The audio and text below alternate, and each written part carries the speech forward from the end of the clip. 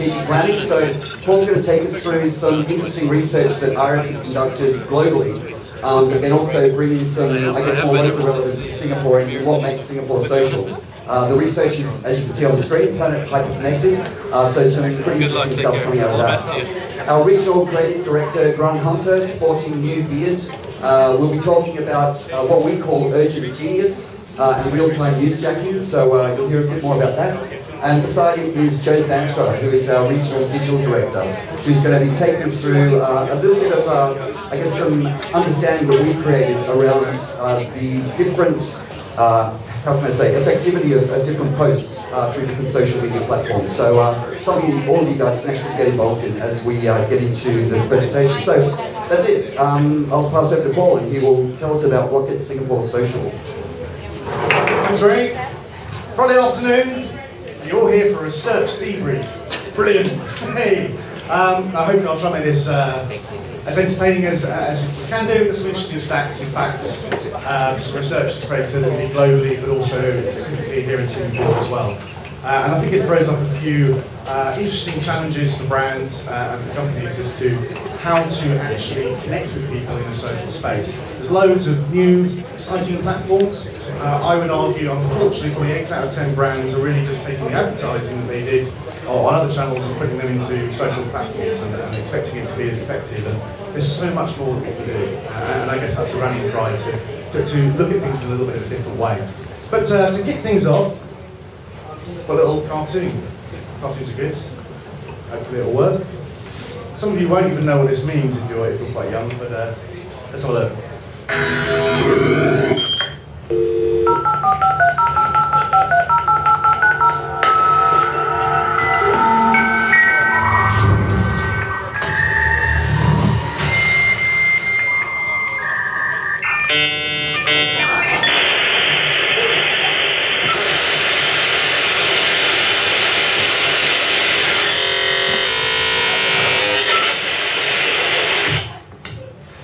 I tell you what, the way this internet's expanding, I think we're going to have to take someone else on.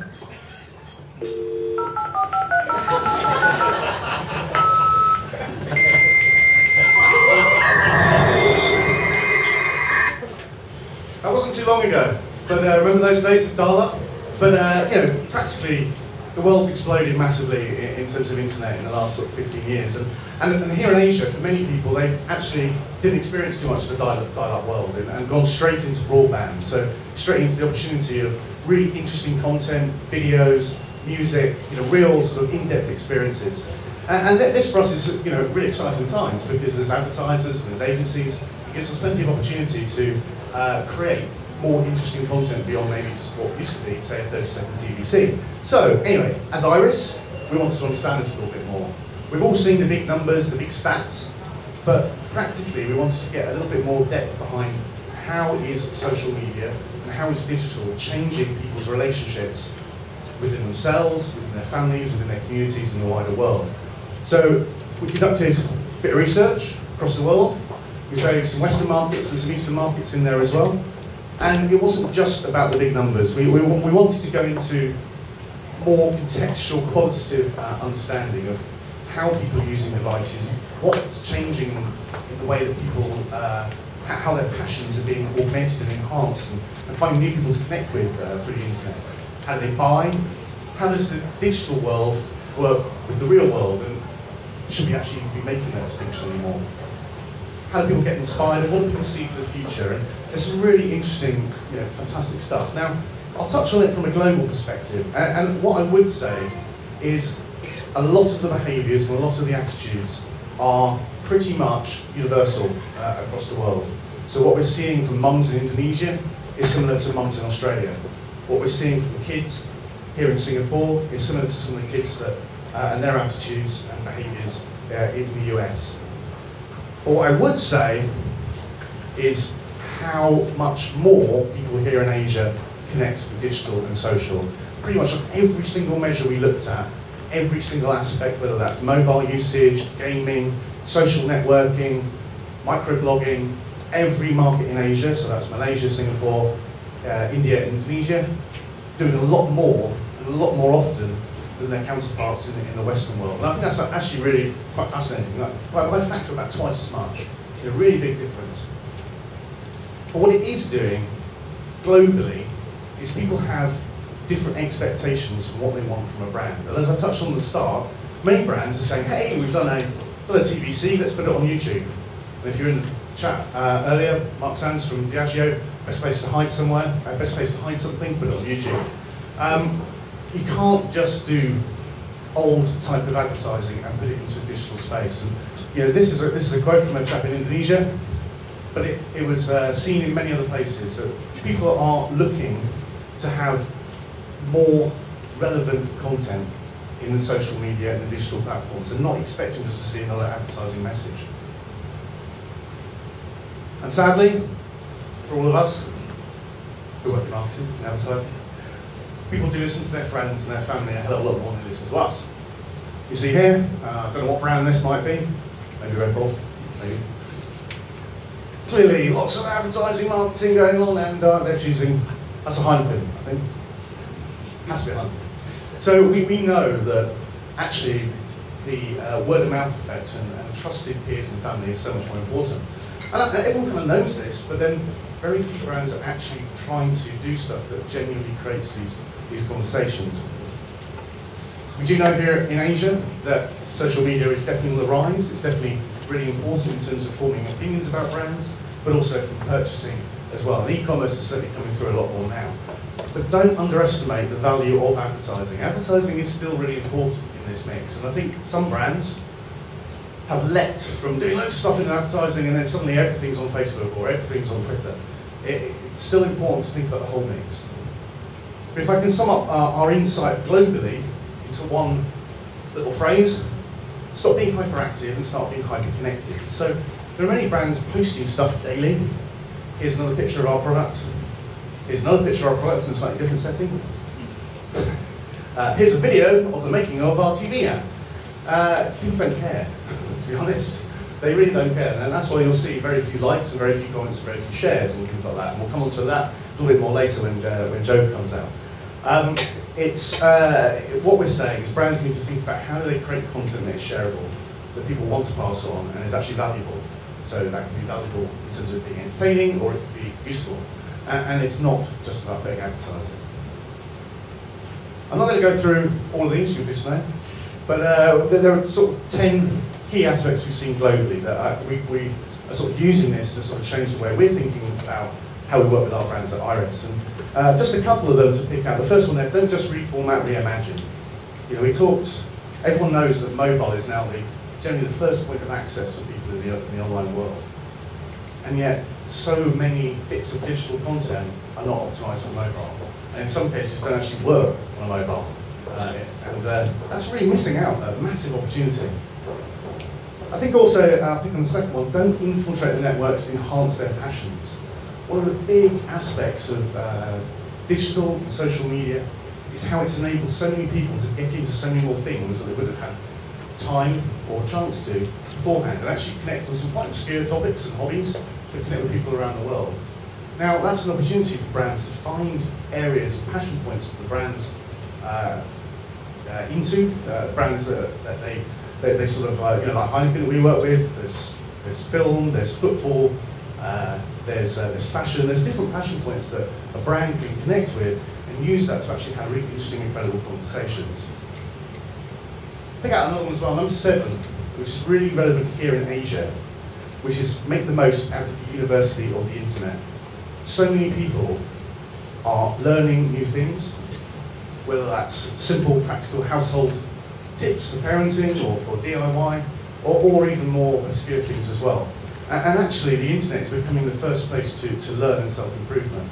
And in many markets, particularly in our study, India and Indonesia, people are using the internet to actually improve themselves, get new experiences, and in some cases get accreditation to then actually get to new jobs as well. So there's a number of key things there, but we're here in Singapore, so let's talk a little bit about what's social in Singapore, what's socially hot here.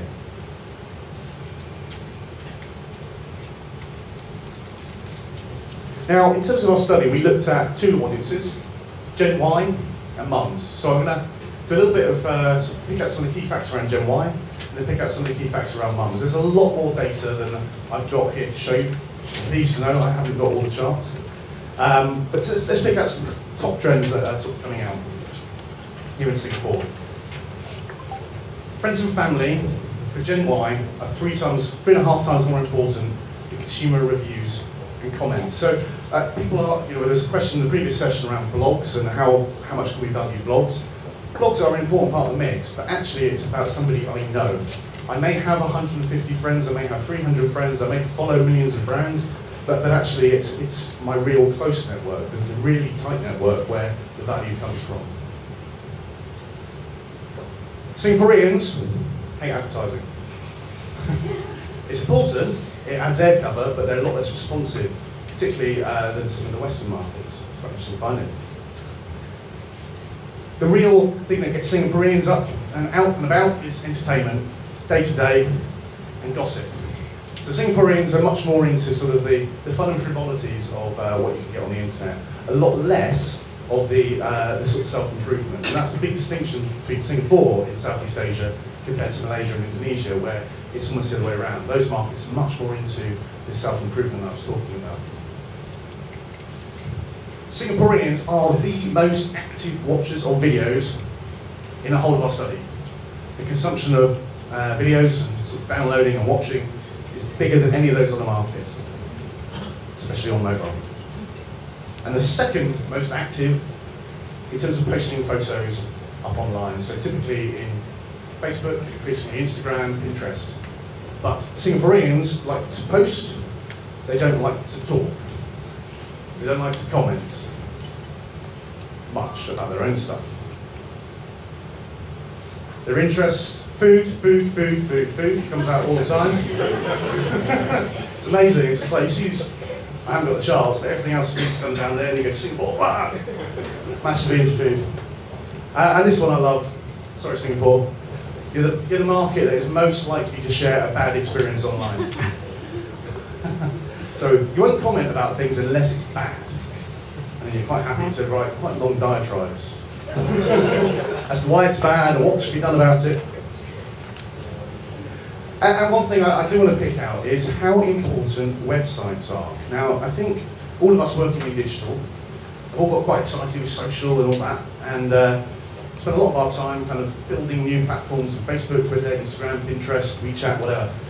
And many brands have actually looked at their website for a few years. You might not look at it, but your consumers are.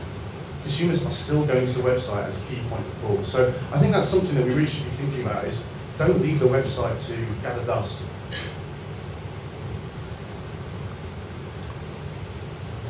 So say that's just sort of picking out a few of the bits and pieces.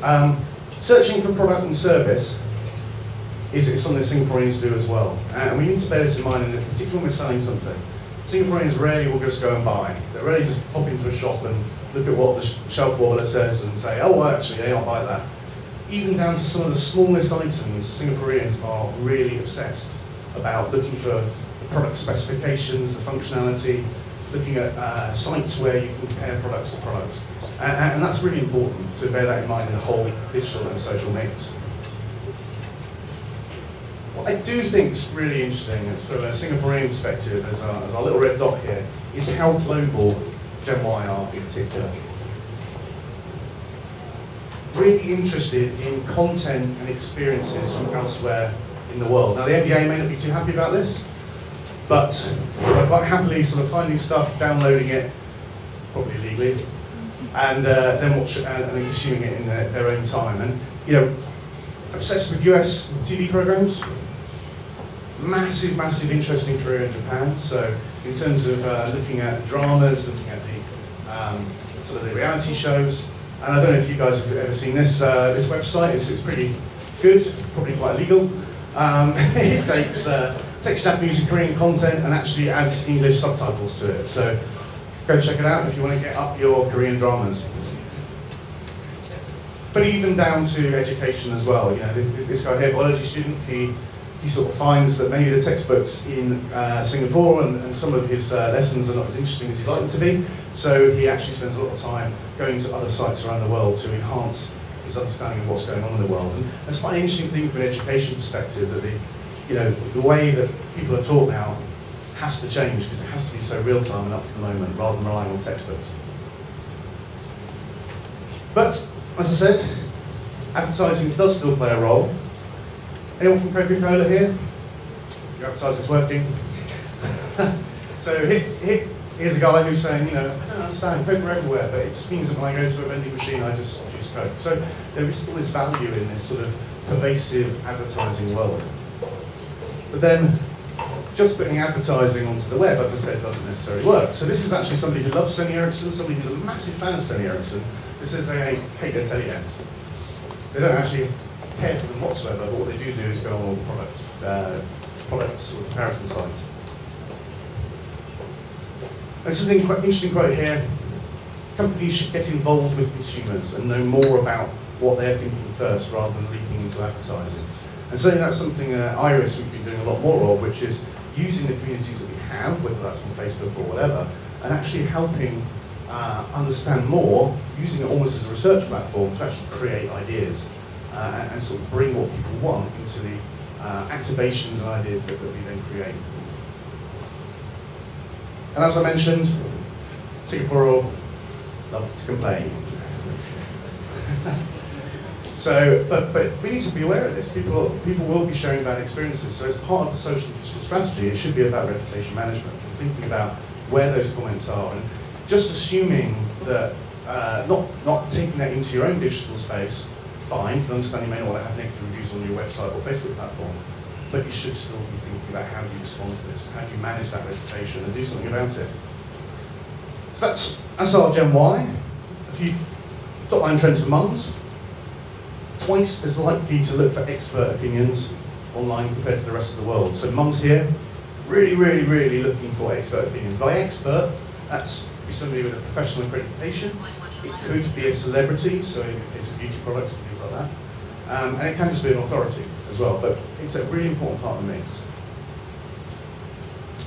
What is a really interesting finding is how the internet is changing parenting. So it's actually giving content, experiences, applications that are shared between mum and kids. And it's actually giving something new to talk about. So rather than the depressing days, the only conversation was, how was school today? Fine. That's what it used to be. Now there's conversations around content, and it actually is changing the dynamics within the actual family household.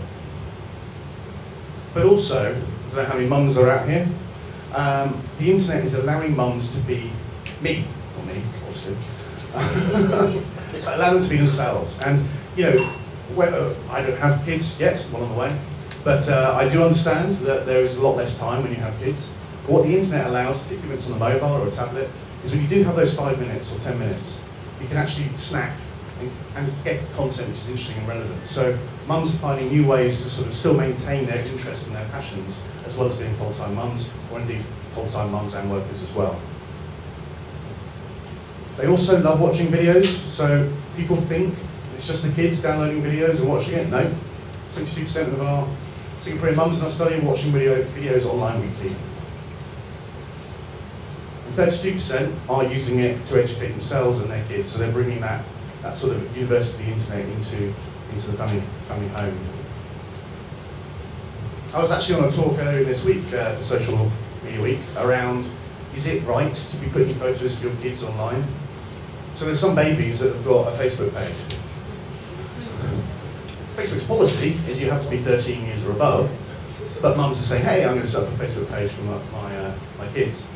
So there's a whole other sort of debate as to whether that's a good thing or a bad thing, but certainly many people here are doing that. And top photos that they put, food. Second thing, just behind, kids. But this is a fact as well, which I think is interesting. Is actually nearly 4 out of 10 have posted reviews online for products and services. Now, most of them are generally ad reviews. And there's a bit of this sort of feeling, and I think it makes sense, that if somebody has a bad experience, they want to share it so that other people can learn, and hopefully either the company can get better or other people won't have the same experiences themselves. However, our mums do post good reviews as well, a lot more than our kids. Kids, just bad reviews. Mums, mainly bad reviews, but also do some good reviews too. As I say, main motivation to post online, share a bad experience.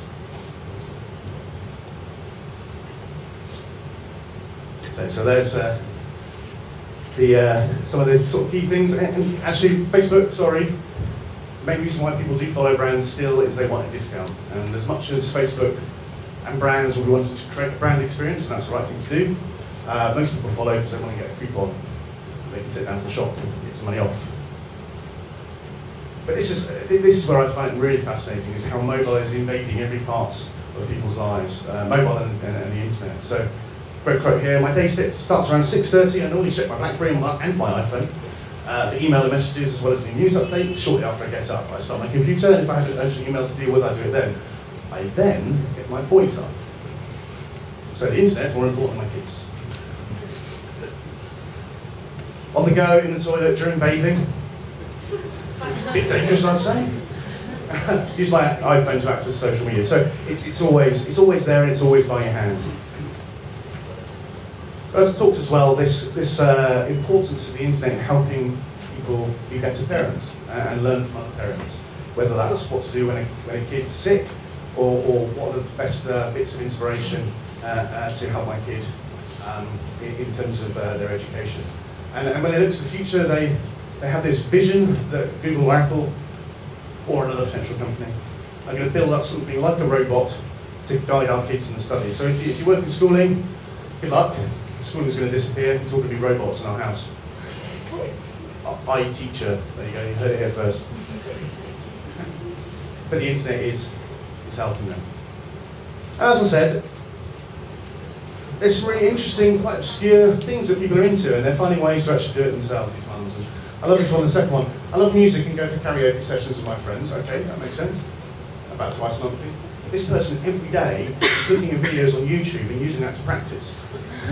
They're practicing on YouTube, so next time they go to karaoke, they're better. Brilliant.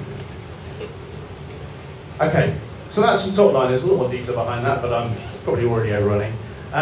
So what's all this about? So from an Irish perspective, what we're trying to sort of think about is what we have noticed is stuff that's innovative, stuff that's different, stuff that's a new way of talking about a brand, and maybe a new way of solving age-old problems. That's the stuff that works best, we're finding. So things that actually are innovative. Sometimes that's technology, sometimes that's digital, but sometimes it's just a different approach. And so from Iris, we're really sort of focusing on this sort of creative innovation.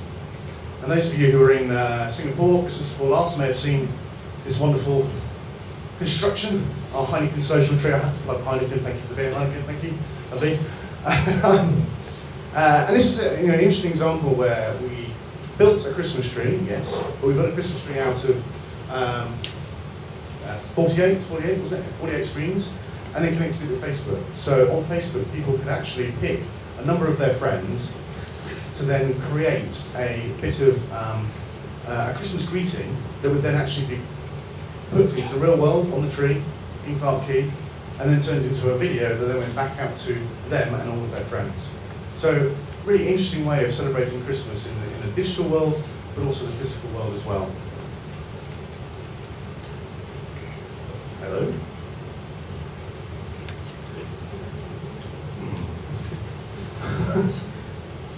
That wasn't planned. Apologies.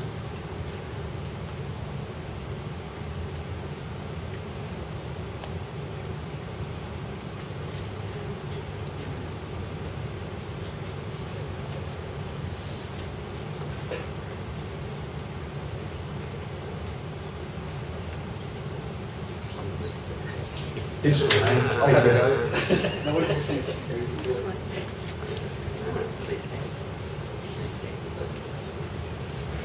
Right, there we go. The other thing that we're sort of seeing in this innovation space is doing things that are of the moment and of the real time, and that's very much what Grant's going to talk about as well. But this is an example of something we did with Adidas for the Olympics, and I think this sort of captures this idea of creative innovation and using digital in quite a fun way.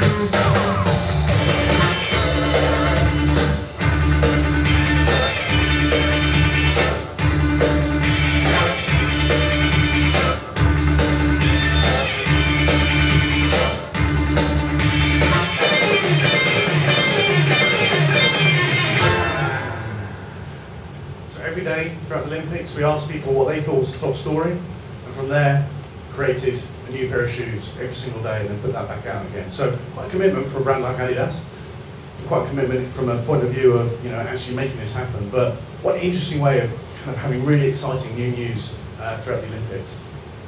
And we call that, interesting build.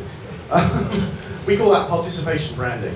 And it's about sort of changing the way that brands think. It's no longer about a central sort of thought that we try and bombard people, but it's about having a set of rules and behaviours that are core to the brand and values that we can actually bring people into how the brand is expressed and how the brand evolves over time. And it means changing some of our old ways of thinking about advertising into some slightly different language, but it's much more liberating. It creates much more interesting and exciting ideas like that Adidas idea. And for us, we've probably heard, no, it's not about interruption, it's about engagement. We're an agency, so we've got more buzzwords. We think it's about participation. And what we are seeing, when we get people participating, when people are actually participating with the brand, but also with each other, we get to that peer-to-peer effect. And it's back to that chart. Don't be hyperactive, be hyper-connected. If you're hyper-connected, you get participation, and the reach and scale and success is that much more. We can't just be a buzzword, we have to think about why people want to get involved with things. We've seen that people want discounts, we've also seen people want to post bad reviews here in Singapore. So there are a number of different reasons why people want to participate with the brand. And that needs to be core to how we think about ideas, and expressions and initiatives.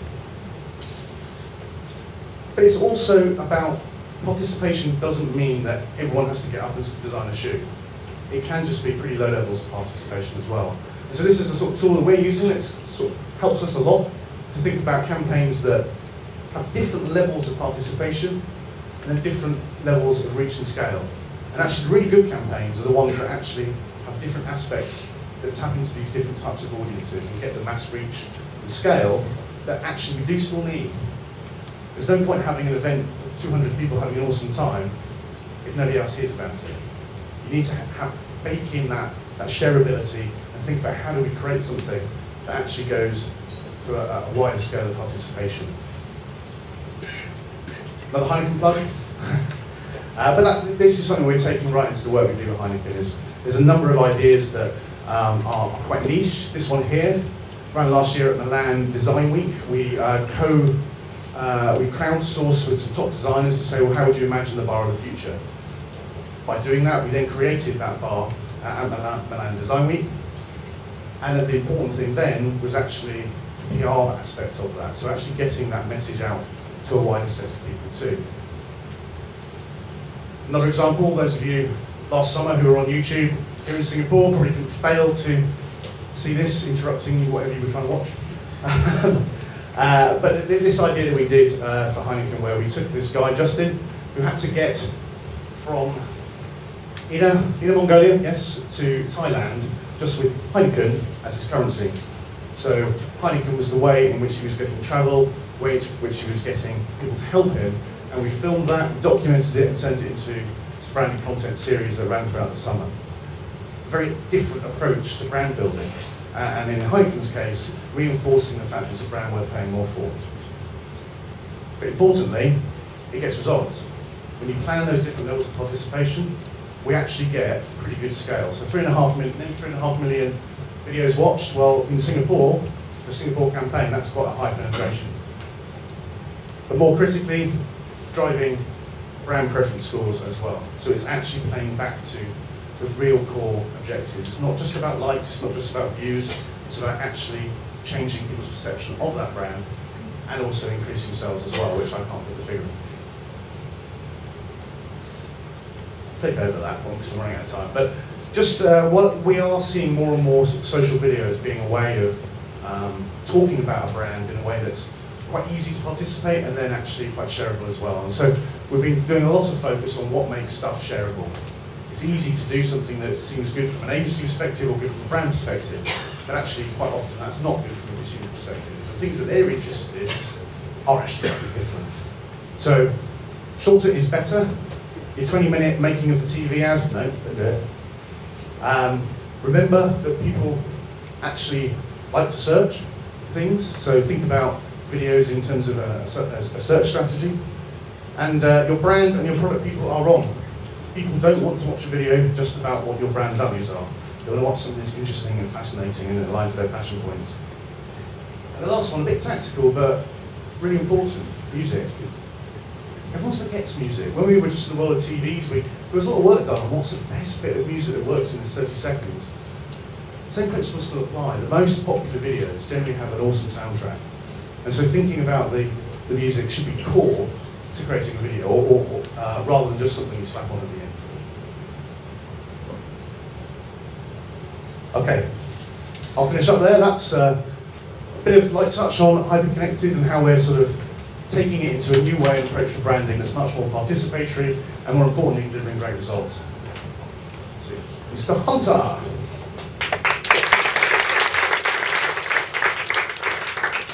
Right guys, I'll keep this to 20 minutes and then we can have a drink and have a chat because it's social media week, it's all about socialising.